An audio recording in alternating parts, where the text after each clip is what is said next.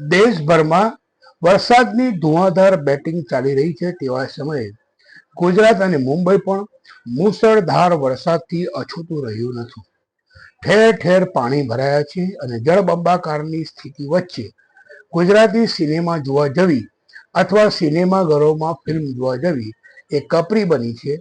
તેવા સમયે આજે શુક્રવાર તારીખ 26મી જુલાઈએ 3 ગુજરાતી ફિલ્મો રિલીઝ થઈ રહી છે. કઈ કઈ? હું છું ડોક્ટર તરુણ બેંકર અને આપણે વાત કરી રહ્યા છીએ ગુજરાતી સિનેમાની.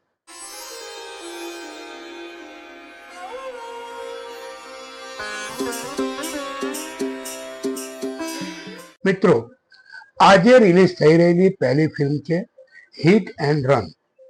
આપણે જોયું છે કે ધનવાન કુટુંબના નબીરાઓ બેફામ ગાડી ચલાવીને સામાન્ય માણસનો જીવ જોખમમાં મૂકતા હોય છે.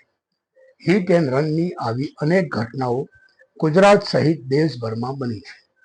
આવા જ એક વિષય ઉપર ફિલ્મ આવી રહી છે હિટ એન્ડ રન. આ ફિલ્મનું મૂળ ટાઇટલ હતું ચક્રમ અ સિટી બોય, પરંતુ 2017માં બનેલી આ ફિલ્મ અત્યારે 2024માં રિલીઝ થઈ રહી છે. કેટલાક ટેકનિકલ કારણોસર આ ફિલ્મ 17માં રિલીઝ થઈ શકી ન હતી. જો કે 2024માં રિલીઝ થયેલી ફિલ્મના નિર્માતાઓ પણ બદલાયા છે. મધુભાઈ ડોબરિયા નિર્મિત આ ફિલ્મમાં ચેતન દહિયા મુખ્ય ભૂમિકામાં છે. આજના ચેતન દહિયા અને 7 વર્ષના ચેતન દહિયાને જોઈએ તો તેમના ચહેરા મોઢામાં ઘણો ફેર દેખાય છે. વાત કંઈક એવી છે કે એક ધનવાન કુટુંબનો નબીરો રોડ ઉપર ખેલ કરતા પતિ પત્નીને ઉડાવી દે ત્યારે તેની લાચાર બાળકી કે જે અનાથ થઈ ગઈ છે તેને ન્યાય અપાવવા માટે ઝૂંપડપટ્ટીના લોકો મેદાનમાં ઉતરે. શહેરનો મુખ્ય વકીલ કે જે એક પણ કેસ હાર્યો નથી તે આ ધનવાન નબીરાનો કેસ લડે. સામે પક્ષે એક નાનો વકીલ લડે અને તેને પૈસા ચૂકવવા માટે ઝૂંપડપટ્ટીના લોકો પૈસા એકઠા કરે અને આખી ઘટના ઘટે. ફિલ્મમાં પછી શું બને છે એ તો તમારે ફિલ્મ જોયા પછી જ ખબર પડશે. આજે બીજી ફિલ્મ જે રિલીઝ થઈ છે તેનું શીર્ષક છે ચોર ચોર. 3000 વર્ષ જૂની મૂર્તિ ચોરાઈ છે અને એ 2 ચોરોના હાથમાં પહોંચી. આ 2 ચોરો ભૂખના કારણે આ મૂર્તિ અન્ય એકને આપી અને ખાવાનાની બંદોબસ્ત કરી લે. પાછળથી તેમને ખબર પડે કે આ મૂર્તિ શોધી આપનારને 50 લાખ રૂપિયાનું ઇનામ છે. બસ આ 2 ચોરો પેલી મૂર્તિ પાછી ચોરવામાં લાગી જાય. આમ 2 ચોરોની ગેંગ સામ સામે આવી જાય અને કેવું મનોરંજન સર્જાય છે તે આ ફિલ્મમાં જોવા મળશે. રંજન રાઠોડ અને વિવેકા પટેલની આ બીજી ફિલ્મ છે. આ ફિલ્મમાં વિવેકા પટેલ અનેકવિધ ગેટઅપ ભજવી રહી હોય તેવી માહિતી મળી છે. અને આજે રિલીઝ થઈ રહેલી ત્રીજી ફિલ્મ છે ઈશ્વર ક્યાં છે. સત્ય માટે અને સત્ય સામે સવાલ કરતા એક બાળકની વાતને આ ફિલ્મમાં વણી લેવામાં આવી છે.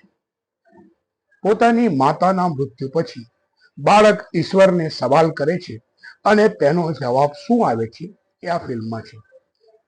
કેટલાક વિવેચકોએ આ ફિલ્મને ઓ માય ગોડની ગુજરાતી વર્ઝન ગણાવ્યું છે. ઓજસ રાવલ અને સ્વસ્તિક જોશી અભિનીત આ ફિલ્મ આજે રિલીઝ થઈ છે. મિત્રો, આપણે ઘણીવાર ચર્ચા કરી છે કે આમ જોવા જઈએ તો વર્ષમાં 52 અઠવાડિયા છે અને એમાં પણ 4-5 અઠવાડિયા એવા આવે છે કે જે સમયે તમે ફિલ્મ રિલીઝ કરી શકતા નથી. ટૂંકમાં ફિલ્મ રિલીઝ કરવા માટેના 48 જેટલા અઠવાડિયા મળે છે અને લગભગ દર વર્ષે 75 થી 80 ગુજરાતી ફિલ્મો બને છે. એટલે સ્વાભાવિક છે કે એક બીજી ફિલ્મ સાથે આ ક્લેશ થવાનું જ છે. પરંતુ આ ક્લેશ નિવારી અને ગુજરાતી સિનેમાના ભવિષ્ય માટે એક સ્ટ્રેટેજિકલ પ્લાનિંગ કરીને ફિલ્મોને રિલીઝ કરવામાં આવે તો ગુજરાતી ફિલ્મ અને તમામ નિર્માતાઓને ફાયદો થઈ શકે. આજે 3 ફિલ્મ રિલીઝ થઈ છે એ કેટલી ચાલશે અને કેટલું કલેક્શન મેળવશે તેના પર આપણી નજર રહેશે. જો કે ગત સપ્તાહે રિલીઝ થયેલી ગુજરાતી ફિલ્મ રામ ભરોસે ઝાઝું કલેક્શન મેળવી શકી નથી. વિશાલ વડાવાલાની આ ફિલ્મ જે એની ચોથી ફિલ્મ છે અને કદાચ આ ફિલ્મ તેને સૌથી ઓછી સફળતા અપાવનાર ફિલ્મ બની છે.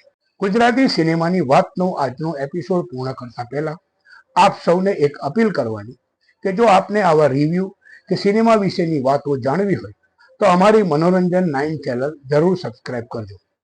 અને જતા પહેલા છેલ્લે મારી પાસે માં છે સિનેમા.